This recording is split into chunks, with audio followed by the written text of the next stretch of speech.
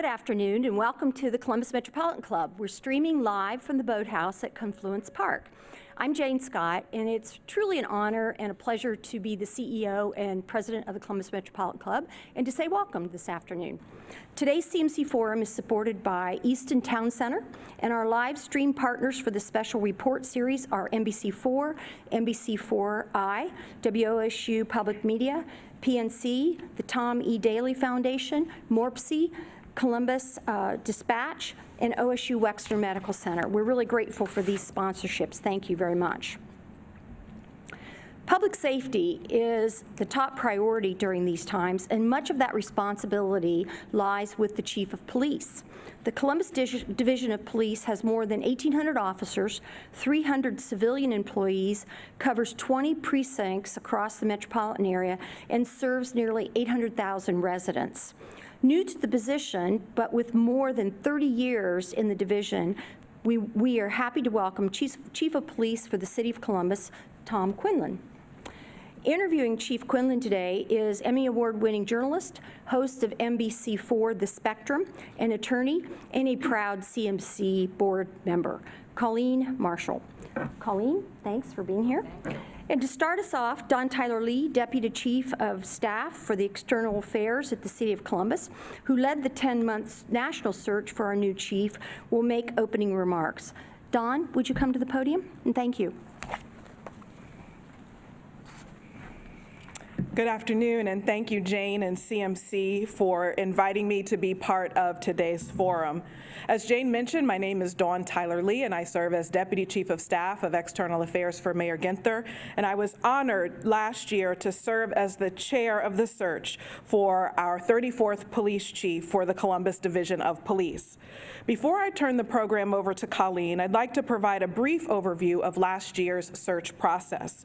It's hard to believe it's been over a year since our process launched. In January, Mayor Ginther announced his plans to conduct a national search. As many of you know, this was the first time the City of Columbus was able to search outside of the division due to a change in the minimum proposed qualifications for the position of police chief voted on and adopted by the Civil Service Commissioners in December of 2017. In April, the search committee was named, and we outlined the search process and timeline.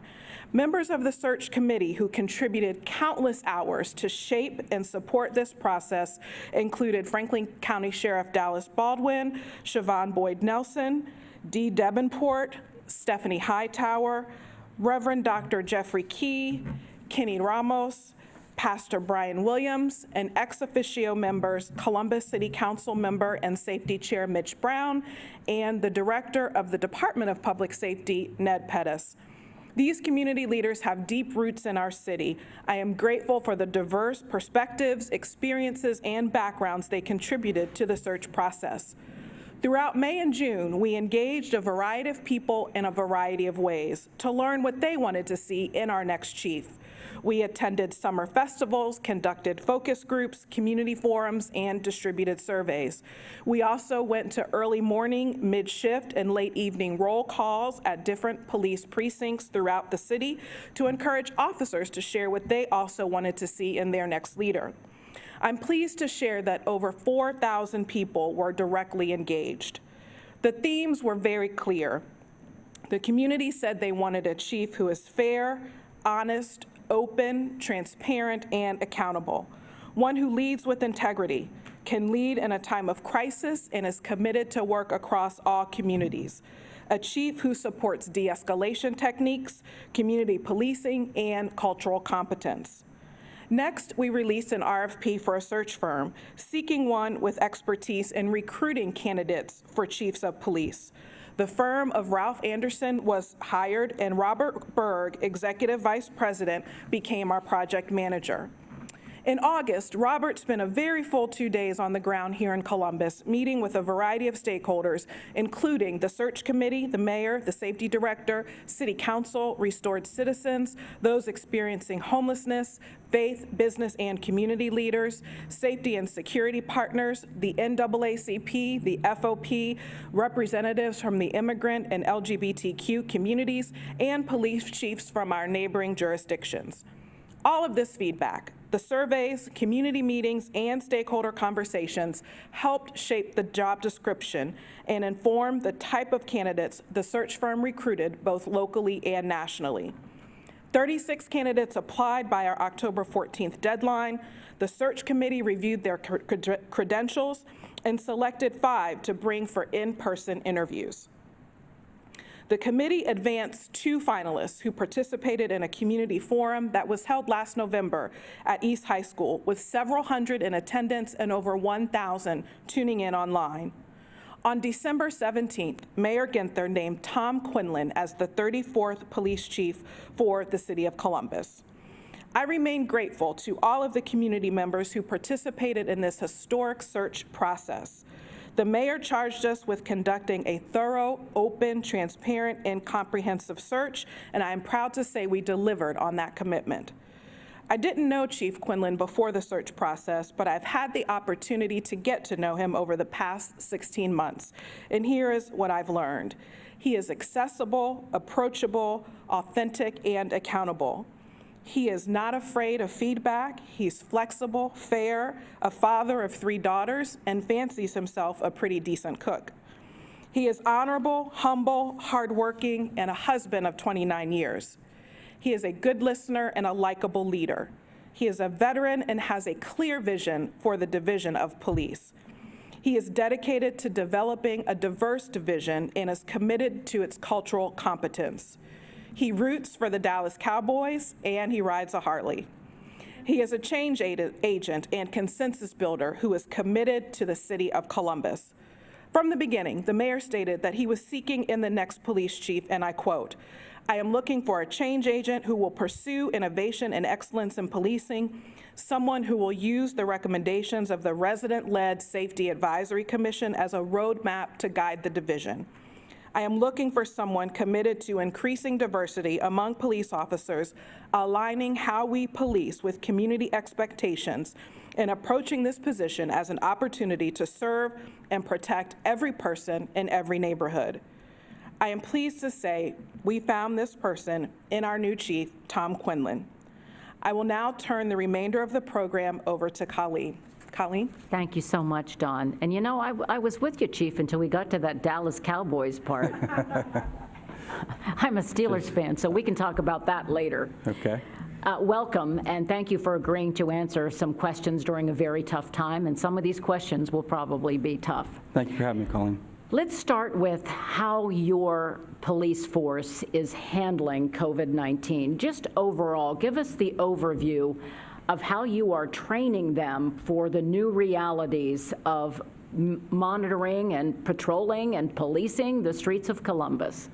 Well, I think what I'd say is that, one, we have great people. And because of that, the officers have remained flexible and focused, are the 2 words I would use. They have been flexible to every plan we've implemented, to every policy we've implemented to change how we do business. They've really stepped up and been open to new ideas, new ways of doing things, several things that we can't do it that way, just never been done. Now all of a sudden is, let's try this. So they've been very flexible and open. They've been very focused on protecting the public. So officers are still out there engaging in every call for service, everything we've always done, in addition to handling a lot of the crisis that goes along with global pandemic. Let's talk about just the basic realities of police work. You're very often, when you're taking a suspect into custody, let's say, or you are intervening in a domestic violence situation, you're on top of people. You cannot maintain a social distance. How are they protecting themselves, and how are they protecting the people they encounter? Well, we're doing a variety of things. One, where it's possible, we're calling ahead and having people come out of the house, so we're not having to go from one house inside to someone else's house inside. And because of that, it's limiting the risk of cross-contamination. But you're right, we cannot social distance when we're having to put hands on someone to place them under arrest or separate them from a disturbance. So one of the things we do is all everyone that we take in custody, we put a face mask on. Anyone that we interact with on the street in just a consensual encounter, we have availability of a face mask for them. Officers all have access to an N95 and a little bit more robust mask, and also a mask that's called a P100 that was completely protective during a COVID-type virus that's transmitted. We have access to rubber gloves, of course, and we train officers how to put gloves on and take them off so they don't create a contamination by removing them. We're encouraging officers to dress at work and return to street clothes before they leave, so they're not taking anything home from their uniform, and take clothes to dry cleaners or wash them in other manners. We have a lot of course, hand sanitizer like everybody does right now, or we're trying to get our hands on it to make sure we desanitize, and we take care of our cars. Between every shift, they're cleaned. Our radio room personnel, where we dispatch all our calls and we take all the 911 calls, they all, between every rotation, between the time someone's on a call station, gets up and leaves, that call station stays empty until it comes in and gets cleaned. So we're taking a lot of precautions, and it's worked, fortunately. So far, we've had very few people test positive, and of those who have tested positive, only 2 to 3 of them have even been where we can possibly relate those to police-related activities. Most have been through out-of-state travel or through family members. This is a stressful time for those who are on the front line. I read this morning, just this morning, that an emergency room doctor in New York committed suicide. She just was overburdened by the stress and had indicated to family members that she just couldn't take it anymore. You guys are on the front line.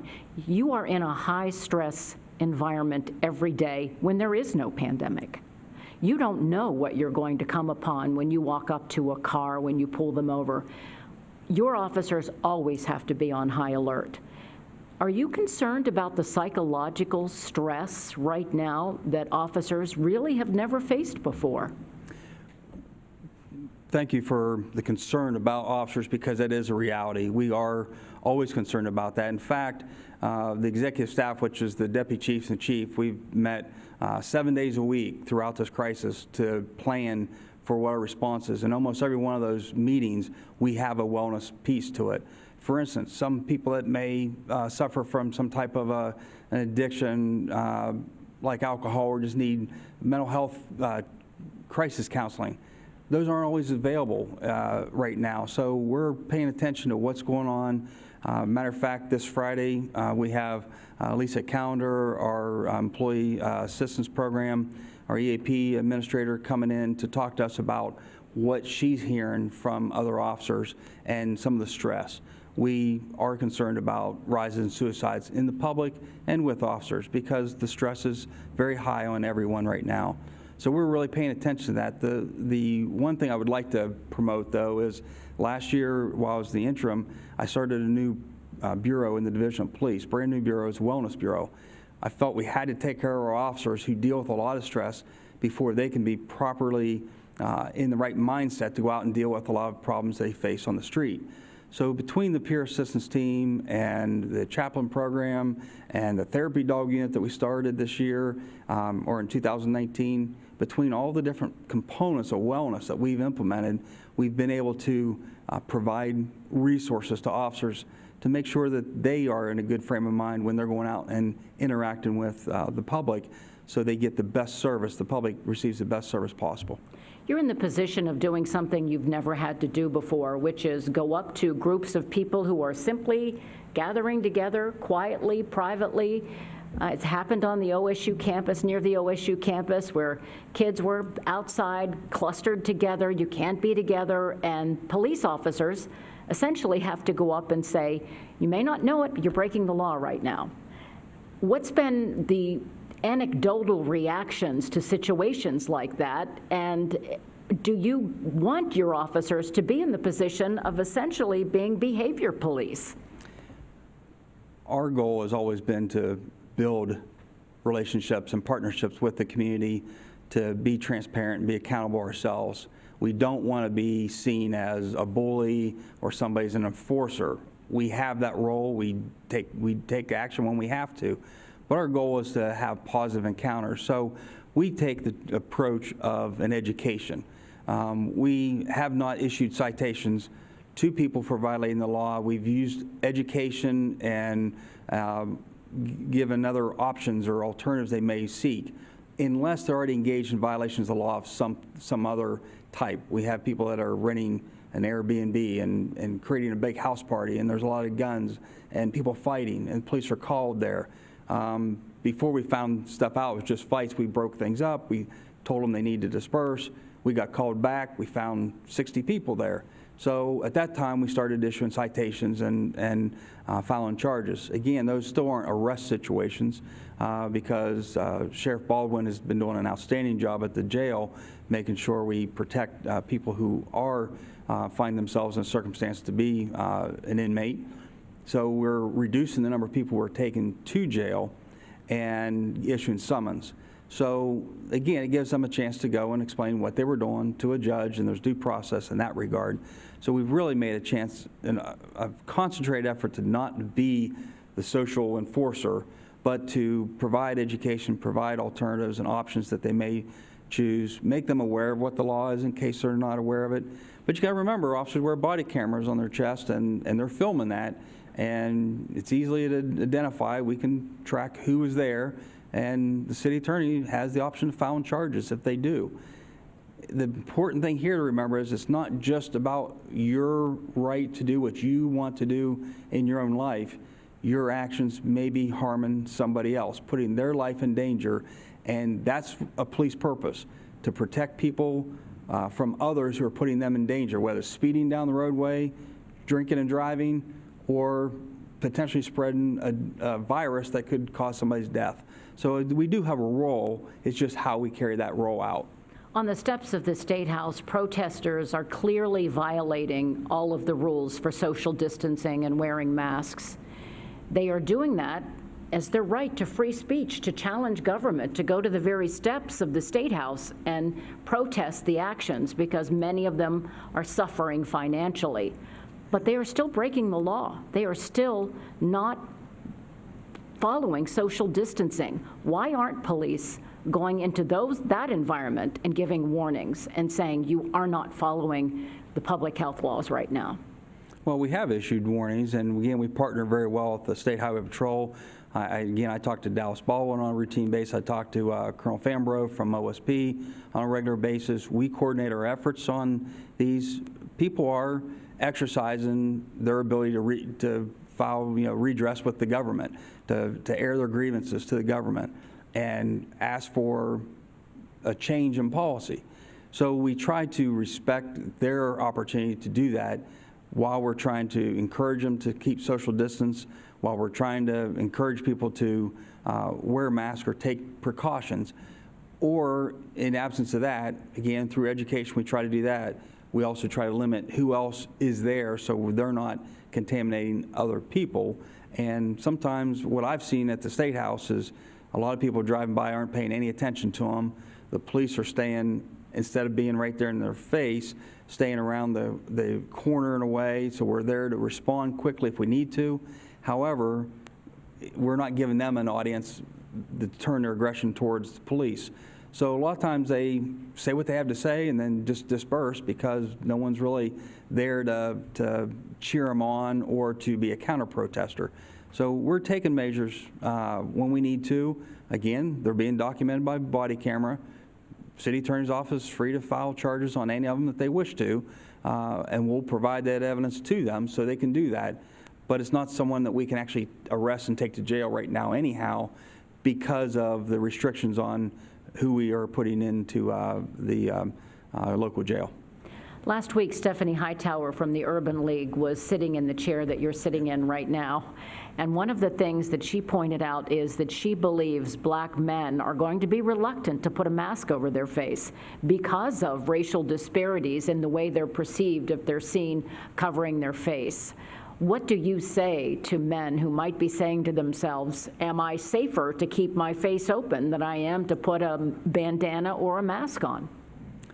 Well, I'll tell you directly, I was, just a quick anecdote, I was shopping at a local store recently, and I realized I was the only person in there that did not have my mask on. I left it at my office on my desk.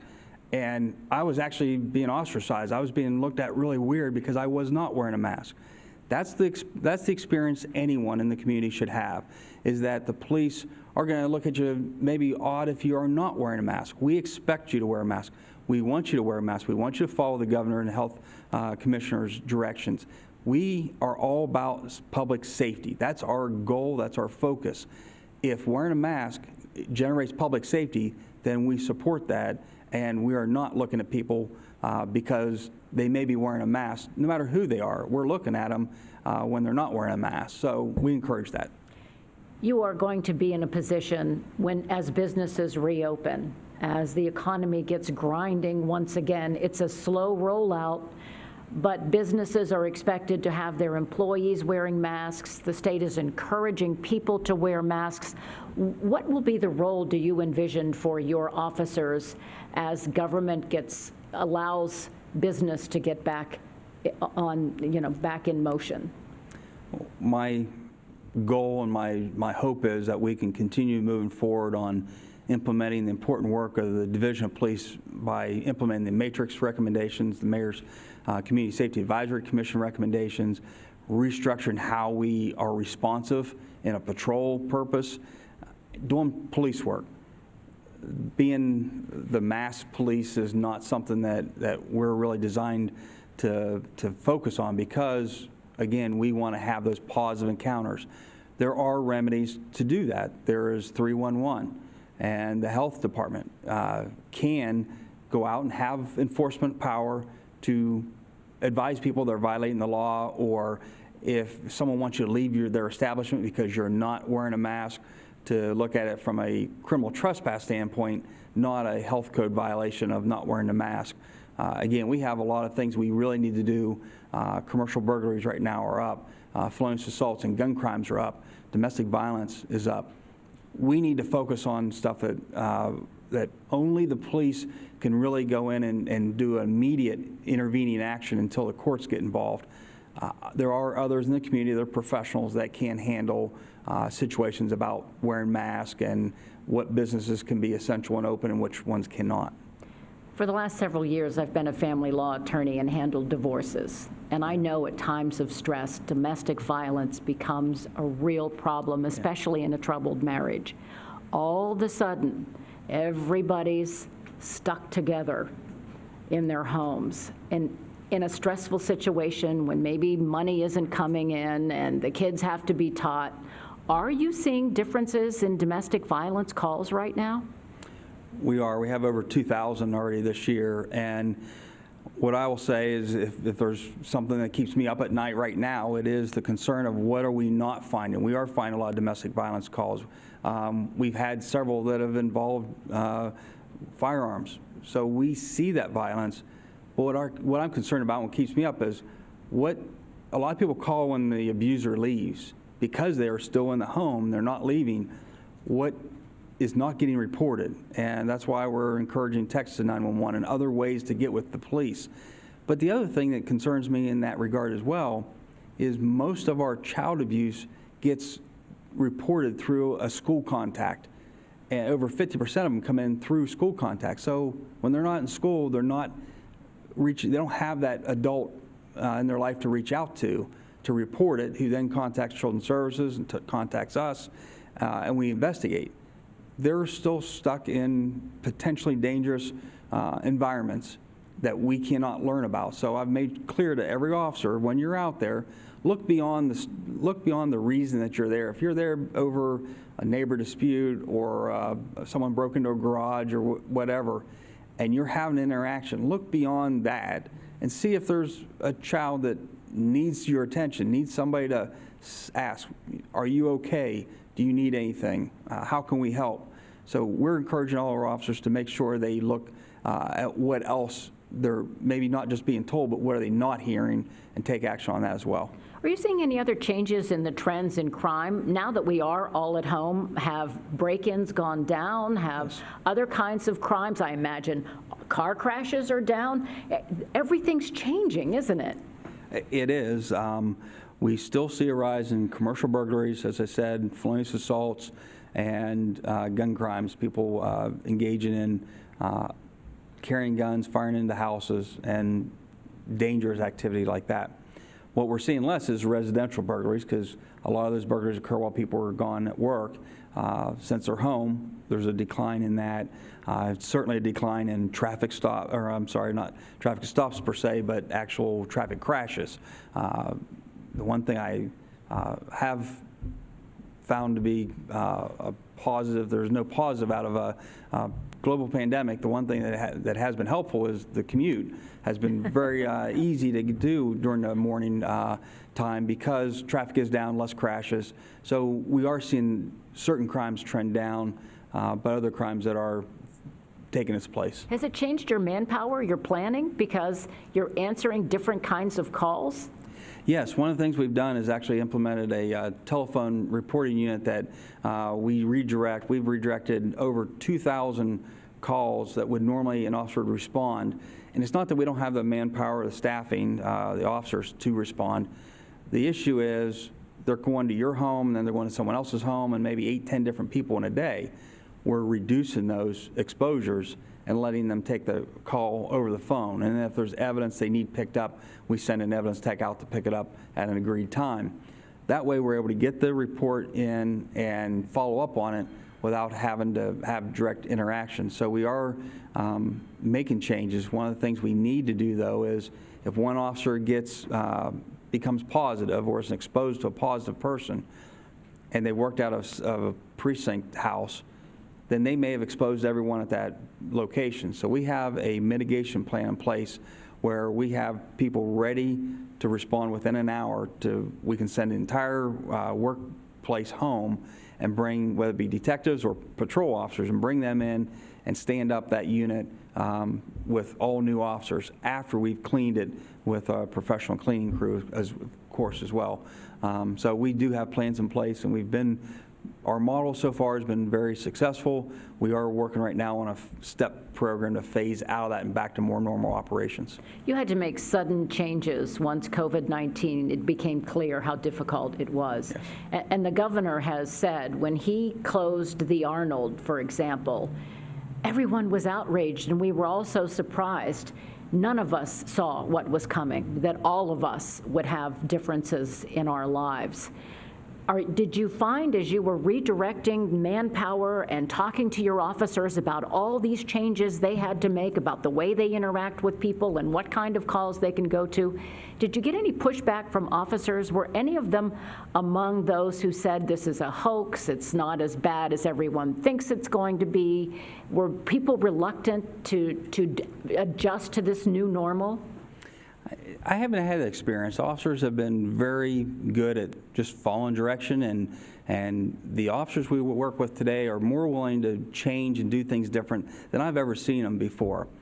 So when the Arnold happened, just as a little anecdote, I was actually sitting in the mayor's office with the mayor, and we were talking about what a gutsy call. The mayor and the director were spoke with the same voice on that, which is not happening in a lot of major cities across the country where the governor and mayor may be issuing conflicting orders. Our mayor and governor were all on the same page, gave the same order, and we were talking about in late February, early March, how aggressive that was and progressive. Joking in a way that, this is going to look like a really smart move a month away. That was a leap of faith. They trusted that it would be the right call a month down the road, and turns out they were exactly right. We were on the front lines of making some very progressive, very bold choices. They spoke with the same voice, and things went really well. So officers have been open to change. The governor and the mayor have been coordinating their efforts, and it has worked for our community. I track every day the number of exposures in Franklin County, what the current positive numbers are, and compare those with Cleveland, Cincinnati, and Detroit. And the numbers are very informative. I think the steps we've taken have really helped people in our community. As we get closer to summer, I know in the past the police department has had to get ready for changes in crime, young people out on the streets. We've heard from the city of Hilliard that the city's pools are going to be closed. Haven't heard yet about everything that's going to be going on in the city recreation department, but there are going to be changes, and there are going to be kids with pent-up energy and frustrations and can't play basketball right now on the courts. Do you anticipate, or what are you doing to get ready for that surge in summer, especially teen angst? Well, it's a perfect segue to discuss our new youth services programs. I created this model last year while I was interim, a youth services unit that focuses just on interacting with youth where they are. It was originally planned to be in rec centers and boys and girls clubs and schools. Now we're changing that model a little bit to where teens are going to be, middle school, high school age children, teens mostly. And so we're developing some new plans to how to locate teens where they are and have a positive impact and give them safe places to be outside and engage in their everyday life as we come out of some of the restrictions without creating crowding in inside locations or still being able to respect social distancing purposes. So our youth services unit is actually working on that right now. So you're trying to be proactive instead of reactive. Absolutely. You know, we also get questions from people who sign up online ahead of time, and we happen to get some really good questions from some of our viewers. And so I'll start with Stephanie Clevenger Murphy from the Public Utilities Commission of Ohio. Her question is, how will these new COVID-19 hygiene and safety rules be enforced once the businesses are open? Will waiters and servers need to wear masks? And if so, and if they don't, will there be penalties? Well, the good thing about our role, again, is to enforcing criminal law, and there's a lot of things that are a violation of law, but it's the Ohio Administrative Code, comes under health, and we're going to let people that are professionals in sanitation and health work on what the right balance is between wearing gloves, wearing masks, whether it be servers, whether it be patrons. We're going to allow them to focus on their area of specialty, and we're going to resume our operations of making sure the public's safe from other people who would intend them harm. Columbus Zoo made some very difficult decisions this week, laid off some people and eliminated a number of jobs altogether because of COVID-19. Bill Coben of Maryhaven says, is Columbus thinking about laying off first responders due to a lack of income tax funding? Are you concerned that that might be a possibility for you? I think the idea of balancing what the income is and what our budgets are have to be reevaluated after what they were set at first of the year when we started 2020 as what the new projections are. And we have to make smart adjustments. Whether those result in furloughs or layoffs, that'll be something that is decided by the city finance director and the auditor and the mayor and city council. My job is to work with what the city's generous enough to give me. Personnel-wise, resource-wise, equipment, facility-wise, whatever that balance is, whatever cuts need to be made by someone who has that authorization to make those cuts, I can assure the community that I'm going to work with what resources I'm given, the personnel I'm given. Just like we did during the past 6 weeks, we have really made changes on how we provide responsiveness to the public. We'll continue to do that and find the right balance so the public's safe. That I can assure the public. Do you anticipate, not that you're going to lay off, but this might impact the recruit classes? When is your next class scheduled to begin? Next class begins in mid-June, and we've already discussed that. We're working with the State Police Academy to make sure that we can provide classes that allow for social distancing. There's a lot of training that we have to do that involves hands-on, face-to-face, touching interactions. So we have to deal with that. So what we would do is we plan to go forward until we're told to stand down. We have all the plans in place to make sure we maintain the proper precautions so we don't lose a class just due to a quarantine situation. We want to remind people that we are going to be getting some questions that are coming in as well from viewers. Jane's going to have those for us in just a minute, but let me ask you this one other question. This comes from Lori Overmeyer of Gettler Associates. She says, adverse times seem to bring scammers out of the woodwork, don't they just? And I'll bet you have seen or heard all of them. But are there any new scams out there that surprised even you? Boy, right off the top of my head, there have been some we've talked about again at these daily staff meetings.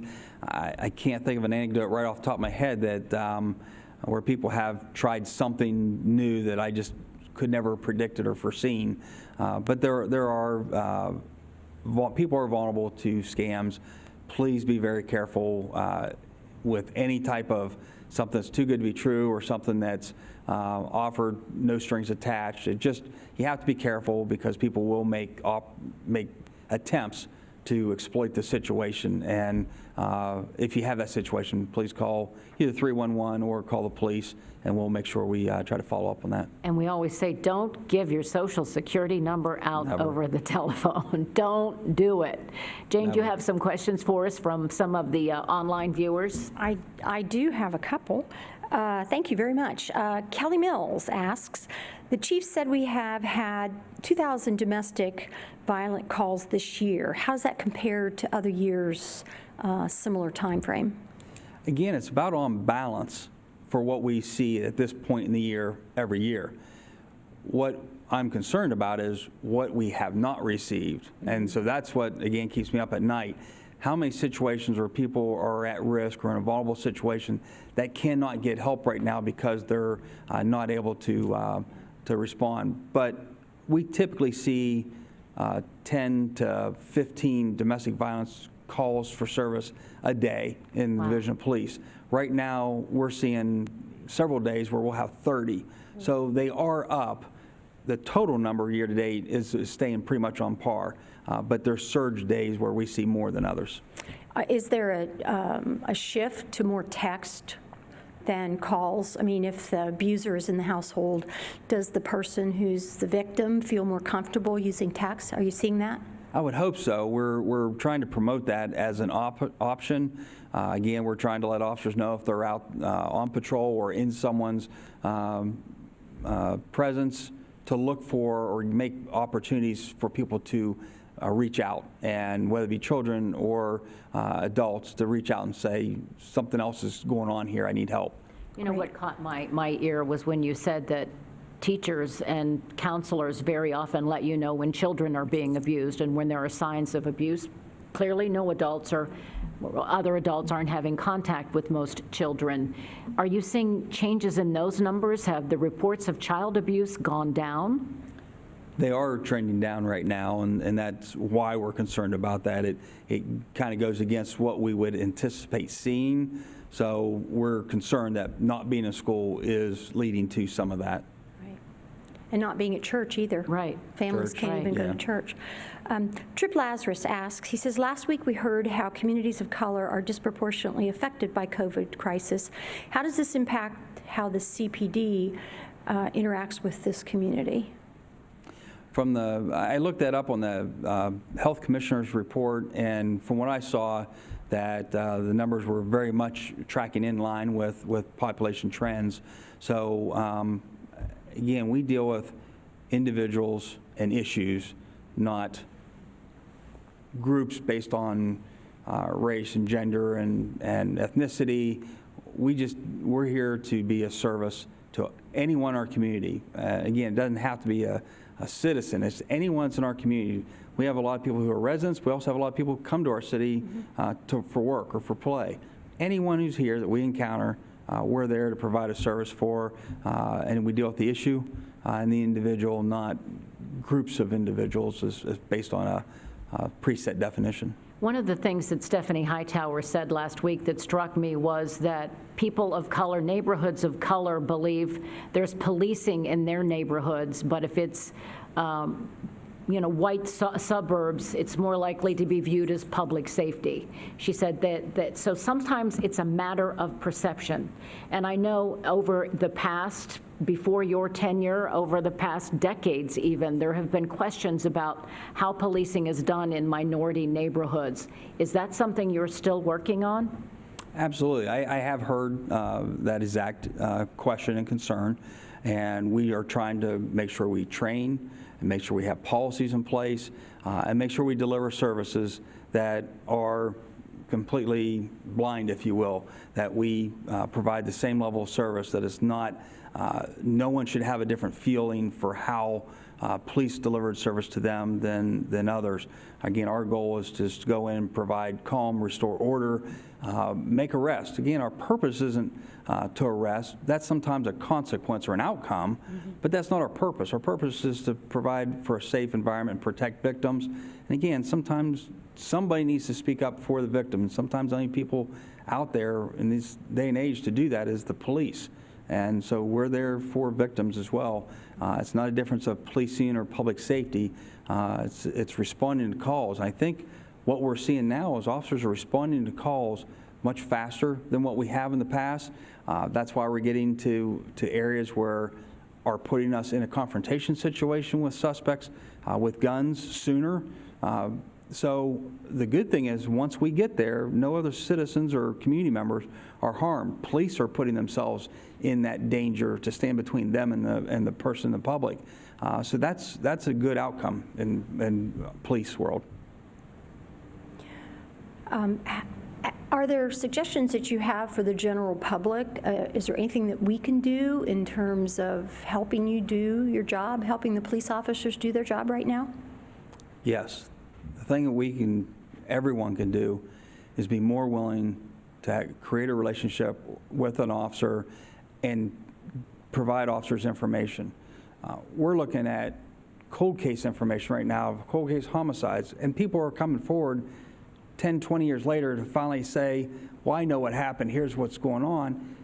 Why wait that long? We see people who are actually engaged in violent crime tonight, and we ask people who were present, who did this? What do we need to know? And they're not sharing that information. So we really need people to be good citizens of the community, good community partners, and provide information to the police. Again, we'll protect that information to the extent the law allows us to, but we cannot people think everything's solved through forensics today. That helps us prosecute and convict, but actually solving the crime, it really helps when somebody talks to us, tells us what they know, and we can talk to that individual, get their side of the story, and make a decision whether to present that to a grand jury and let them decide how to proceed. I don't know what the problem is. On Law and Order, they do it in an hour. They get the crime solved in an hour every week. The reality is, real quick on that, the reality is, one thing I want to touch on is our technology issues. It's taken us over an hour just to complete the report because we're using 15-year-old technology. Technology, as everyone knows, changes in the 6 months now. So one of my primary focuses this year, in addition to how we staff patrol to be responsive to the public, is solving our technology issues and how we complete reports, how radio dispatches calls, how we handle criminal case management, and how we handle early intervention for officers that may need more supervision than others. We've seen in Cleveland, as recently as a week ago, an officer went to a simple shoplifting report, and the suspect spit in his face and said, "I have COVID-19." Now, that means everyone else in the store at the time is frightened. The clerk in the store who called is frightened. The officers answering the call is frightened. Does this person really have COVID-19? How are police going to handle situations like that? Because that's going to happen. It's happened in other cities. Do you make this person get tested? Even if he says, I was just joking, I don't have COVID-19, you now have a group of people who are very concerned about their safety. So what's your recommendation to officers who find themselves in that situation? Well, what people may not be aware of is that we've had several of those incidents right here in Columbus. And I have personally talked to City Attorney Zach Klein on it, and he has assured me, and he has put out press releases, that if you threaten an officer that you have COVID-19, you will be prosecuted for that. So the charge is harassing someone with a bodily fluid, harassing an officer with bodily fluid, and it is an arrestable offense. and we are arresting. It does allow for mandatory testing, but whether they actually are positive or they're just inducing panic by making the threat, there's still criminal charges and consequences tied to that. And I take City Council Attorney Klein's word that he will hold those individuals accountable. But what do? You take this person who now claims to have COVID-19, who is willing to spit on others, to the jail where they're already dealing with the problem of trying to keep people separated. How, just physically, how are you going to handle these situations? The jail has a very good system in place to actually, people who are claiming to be or are known to be COVID positive are going to one specific jail, and they're completely quarantined, isolated in that facility, and others who are tested by screening for temperatures and other questionnaires will remain at a different jail facility. And so we already have plans in place. Again, I mentioned earlier, I talk to Sheriff Baldwin all the time, talk to Colonel Fambro from OSP and my other partners in the Metropolitan area for chiefs. I also have a weekly, every Friday, have a national meeting with police chiefs from major cities, the 69 largest police agencies across the country. We have a telephone conference every Friday, and we talk about what's going on in our city, how we deal with these specific issues, what actions we're taking, what trends we're seeing. So we're all pretty much in line on that already. Jane? Yes, how is, a couple questions. Steve Swift asked, have you reallocated patrols during the crisis? If so, what areas, and will they be phased back to a different or to normal? Right. Well, what we've done is implement an exposure mitigation plan across the division, not just patrol, but in detective units and everywhere else in the division. So if some unit gets quarantined because of an exposure, we have a ready reserve that are able to come in within an hour and completely take over that whole operation, so no loss in service. And again, we may actually have them report to a different location, stand up that unit while that facility's cleaned and while those cars are cleaned. But nevertheless, we have a robust plan in place to do that. And we also have a 3-phase plan right now to stand that down, wind it down, to come out of that. And we're really embracing new ideas of, again, we've had issues in the past where people say, well, we've always done it this way or it can't be done. Officers are more open right now to saying, hey, we tried this. It's working really well. Let's keep doing this. So we have a lot of good policy coming in place that we can be more proactive and have more free time on the street to serve the public. Have you had officers test positive or be in situations where a family member has tested positive, requiring them to be in quarantine and maybe the people that they've worked with to be quarantined? Yes, the majority of the incidents that we've had, like I said, of those who have tested positive, only a couple have been related through contact tracing to work. The rest of them have been family members or out-of-state travel. So we have had that. We have quarantine. We also have a system in place where people are required to go to daily monitoring, report to one of the local hospitals. They're checked by an independent healthcare provider for the questionnaires and the monitoring for temperature, et cetera, and are cleared to go to work before they ever come to work on a daily basis. We have one more question. We do. So in a perfect world, if you hadn't been shoved over the cliff by COVID-19, what would your aspirations be for your division as you're moving in as the new chief? Well, my aspirations are to develop a plan, a theme this year called relational policing, and that's something that Major City Chiefs is pushing as their message. Relational policing, making patrol operations more efficient, and improving our technologies. And on top of all that, the other important thing is to implement as many of the matrix and the Mayor's Community Safety Advisory Commission recommendations that we can, given the budget and given the collective bargaining agreements. But we are making, there's 139 matrix recommendations, 80 the Mayor's Commission recommendations, and we are well on our way to implementing most of those. Well, wonderful. Thank you both. I hope that all of you found this as reassuring as I did. I've always felt safe in Columbus, and I think I feel even safer now. Thank you very much. We'd like to invite all of you to join us next week at noon, live streaming Wednesday, May 16th, when Columbus Partnership CEO Alex Fisher and Cameron Mitchell of Cameron Mitchell Restaurants take the CMC stage to discuss how we might be restarting businesses. And Colleen will be back with us again with NBC4.